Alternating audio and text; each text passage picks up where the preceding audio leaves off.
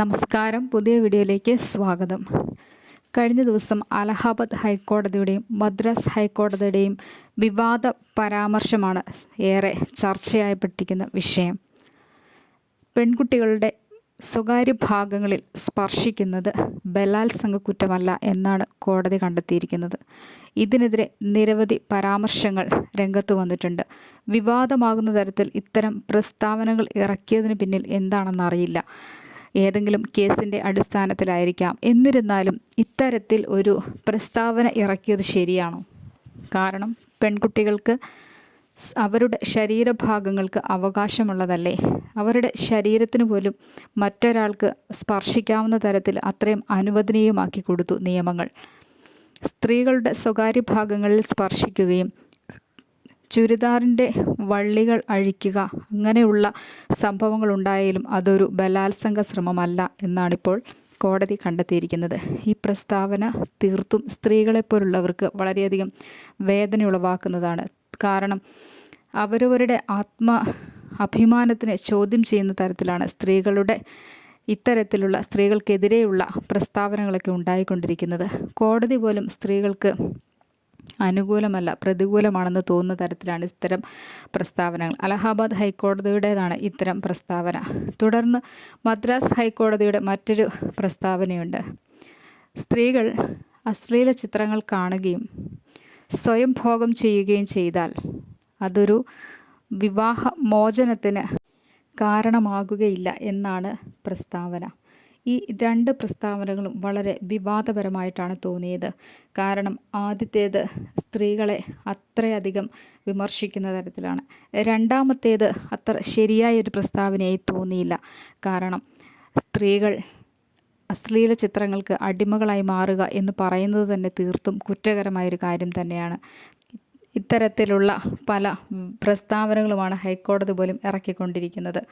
വിവാഹം എന്നത് വളരെ പവിത്രമായൊരു കാര്യമാണ്. വിവാഹം കഴിഞ്ഞതിന് ശേഷം ഇത്തരത്തിലുള്ള പരിപാടികളിൽ ഏർപ്പെടുന്നത് അത്ര ശരിയല്ല എന്നാണ് തോന്നുന്നത്. അത് സ്ത്രീയായാലും പുരുഷനായാലും. സ്ത്രീകളെ മാത്രം ഇതിൽ മാറ്റി നിർത്തേണ്ട കാര്യമില്ല. പുരുഷന്മാരും ഇതിൽ മുൻപിൽ തന്നെയാണുള്ളത്. സ്ത്രീയും പുരുഷനും സ്നേഹത്തോടുകൂടി ഇരിക്കേണ്ട സന്ദർഭങ്ങൾ അതിന് മാത്രം വില കൊടുക്കാത്തൊരു സാഹചര്യത്തിലാണ് കുടുംബം പോയിക്കൊണ്ടിരിക്കുന്നത്. അതാണ് കുടുംബ ബന്ധങ്ങൾ ഇത്രയേറെ ശിഥിലമാകാനും കാരണമെന്ന് തോന്നുന്നുണ്ട്. കാരണം സ്ത്രീക്ക് സ്ത്രീയുടെ വഴി, പുരുഷന് പുരുഷൻ്റെ വഴി. പിന്നെ ഇതിലെടുത്തു പറയത്തക്ക കാര്യം, സ്ത്രീകളും പുരുഷന്മാരും ആരായിരുന്നാലും വികാരങ്ങൾക്ക് അടിമകളായിരിക്കും. സ്ത്രീകൾക്ക് സ്ത്രീകളുടേതായ രീതിയും പുരുഷന്മാർക്ക് പുരുഷന്മാരുടേതായ രീതികളും. ഇന്ന് ഏറെ ചിന്തിക്കത്തക്ക വിഷയമെന്ന് പറഞ്ഞാൽ മദ്യവും മയക്കുമരുന്നുമൊക്കെ ഇതിനെ വളരെയധികം ബുദ്ധിമുട്ടിലാക്കുന്നുണ്ട്. മദ്യത്തിനും മയക്കുമരുന്നിനുമൊക്കെ അടിമകളായിത്തീരുന്ന പുരുഷന്മാർ വീട്ടിൽ വന്നാൽ യാതൊരുവിധ ശ്രദ്ധയുമില്ലാതെ ഒന്നിലും ബാക്കിയുള്ള കാര്യങ്ങളെക്കുറിച്ച് ബോധേടല്ല. അവർ വരുന്നു, കിടക്കുന്നു, ഉറങ്ങുന്നു, എഴുന്നേറ്റ് പോകുന്നു. വീണ്ടും അല്ലെങ്കിൽ വീട്ടിൽ പീഡനങ്ങളായിരിക്കും, പീഡന പരമ്പരകളായിരിക്കും തുടർന്നു പോവുക. ശാരീരിക പീഡനമായിട്ടും മാനസിക പീഡനമൊക്കെ ആയിട്ടായിരിക്കും ഇത്തരം കുടുംബങ്ങളിൽ മുമ്പോട്ട് പോകുന്നത്. അങ്ങനെയുള്ള സാഹചര്യങ്ങളിലായിരിക്കാം സ്ത്രീകൾ ഇത്തരത്തിലേക്ക് പോകുന്നത് എന്നുള്ള വിലപ്പെട്ട ഒരു ചിന്തയാണ് തോന്നുന്നത്. എങ്കിലും സ്ത്രീകളുടെ സ്വകാര്യ ഭാഗങ്ങളിൽ സ്പർശിക്കുന്നത് ബലാത്സംഗ കുറ്റമല്ലെന്നുള്ള ആ ഒരു വളരെ വിചിത്രമായിട്ടുള്ള പ്രസ്താവന വളരെയധികം വേദനിപ്പിക്കുന്നതായിരുന്നു. കാരണം കേട്ടപ്പോൾ തന്നെ തോന്നി, സ്ത്രീകളോട് ഇത്രയധികം അവഗണന എന്തിനാണ്? കാരണം ഓരോ പുരുഷനും സ്ത്രീകളുടെ മേൽ അവകാശം, സ്വാതന്ത്ര്യമൊക്കെ കൊടുക്കുന്ന വിധിയല്ലേ ഇത്? ഇനി എന്തും ചെയ്യാം, എന്തും പറയാം, തൊട്ടടുത്ത് നിൽക്കുന്ന ആളെ തോണ്ടാം, പിടിക്കാം, എന്തു വേണേലും കാണിക്കാം.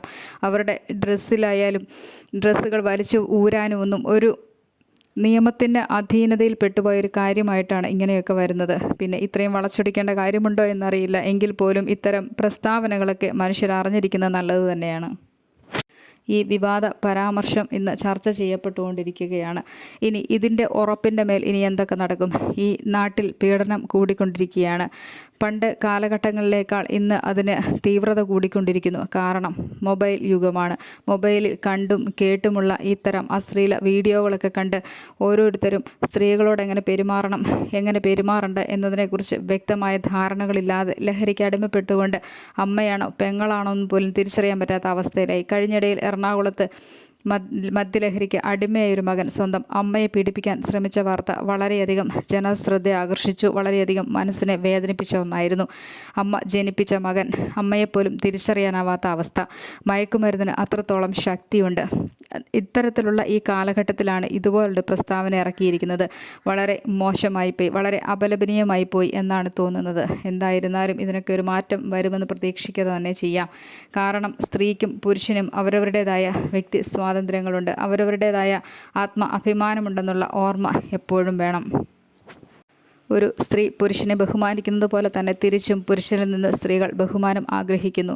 കാരണം സ്നേഹവും ബഹുമാനവും ഉണ്ടെങ്കിലേ ഓരോ ബന്ധങ്ങളും മുൻപോട്ട് പോവുകയുള്ളൂ. ഓരോ മനുഷ്യനും ഈ ഭൂമിയിലെ ജീവിതത്തിനിടയിൽ സ്നേഹവും കരുണയും ബന്ധങ്ങളുമൊക്കെ സൂക്ഷിച്ച് പരിപാലിച്ച് കൊണ്ടുപോകേണ്ടത് അത്യാവശ്യമായ ഘടകങ്ങൾ തന്നെയാണ്. മദ്രാസ് ഹൈക്കോടതിയുടെയും അലഹാബാദ് ഹൈക്കോടതിയുടെയും ഇത്തരത്തിലുള്ള വിവാദ പ്രസ്താവനകൾ പിൻവലിക്കും എന്ന് തന്നെയാണ് വിശ്വസിക്കുന്നത്. ഇത് ഒരറിയിപ്പിലേക്കായി മാത്രം അറിയിച്ചെന്നേ ഉള്ളൂ. ജനങ്ങൾ ഇതൊക്കെയൊന്ന് അറിയണം, ചർച്ച ചെയ്യപ്പെടണം. എത്രത്തോളം ഹീനകരമായി പോയിക്കൊണ്ടിരിക്കുന്നു ഓരോ പ്രസ്താവനകളുമെന്ന് അറിയേണ്ടതിന് മാത്രം.